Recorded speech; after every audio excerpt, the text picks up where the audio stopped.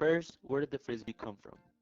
Well, it began in the late 1800s with the Frisbee Baking Company of Bridgeport, Connecticut, who made pies that were sold to many New England colleges. Hungry college students soon discovered that the empty pie tins could be tossed and caught, providing endless hours of game and fun. In 1948, a Los Angeles building inspector named Walter Frederick Morrison and his partner Warren Francione invented a plastic version of the Frisbee that could fly further and with better accuracy than a tin pie plate. This eventually is what made our common day Frisbee. On to the physics in Frisbee. Two factors influence the flight of a Frisbee: gravity and air. Gravity acts on all objects the same way, accelerating their mass towards the center of the Earth at 9.8 meters per second squared. These factors end up affecting the Frisbee's lift and drag, which are key forces that act on a Frisbee during flight. Lift is the force that allows the Frisbee to stay airborne, and in flight it opposes the force of gravity on the disk's mass. The Frisbee itself creates this lift force as it flies through the air. Because of the Frisbee's curved shape, the airflow above it must travel at a higher velocity than that underneath, thereby creating low pressure above and high pressure below the disk. Under the Bernoulli principle, the difference in pressure causes the Frisbee to rise or lift. Drag is the resistant force on the Frisbee, perpendicular to the lift, and it acts against the disk's movement through the air. The angle at which the Frisbee is thrown, aka the angle of attack, affects both lift and drag. To fly well, the Frisbee needs enough lift and not too much drag. We tested these launch angles to find out which of these angles provided the Frisbee with a higher overall distance.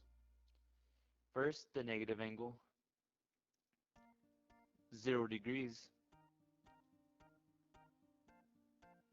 and a positive angle.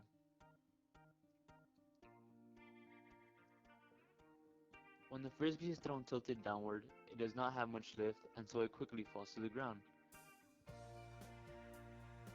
When the Frisbee is thrown relatively horizontal, it has a good amount of lift and consequently flies relatively far, at least much farther than when the Frisbee was thrown tilted down. When an even larger launch angle is used, the Frisbee has more lift.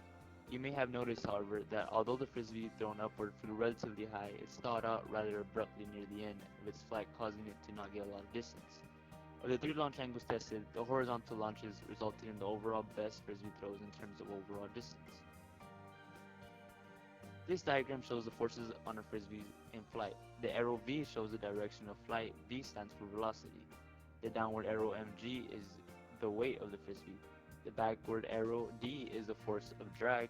The upward arrow L is the force of lift.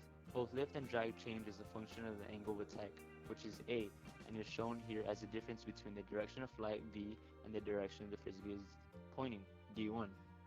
Here's a better visual representation of how lift and drag work. Look at the way the wind forms through the bottom and the top of the Frisbee. Here's it at 0 degrees. Here you could see it at a positive angle.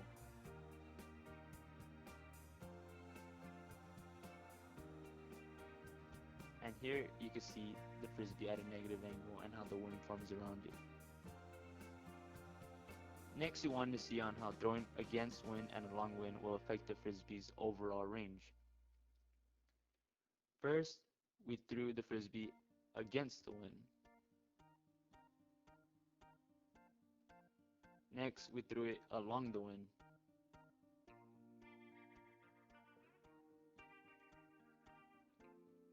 This diagram shows basically what happened.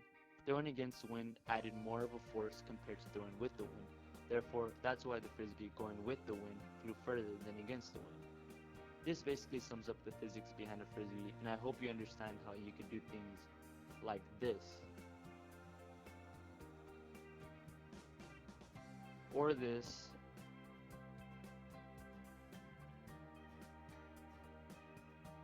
And if you're good, maybe this.